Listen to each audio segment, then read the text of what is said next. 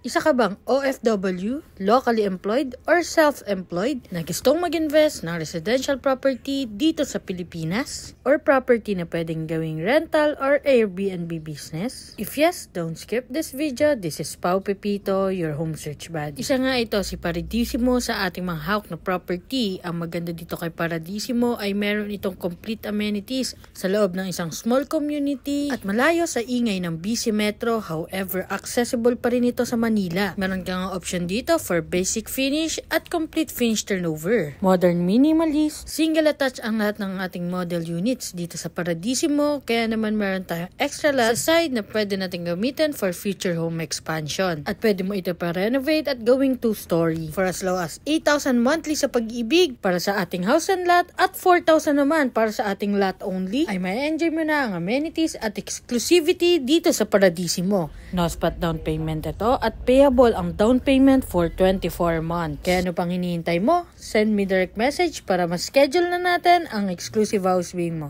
So, bye-bye!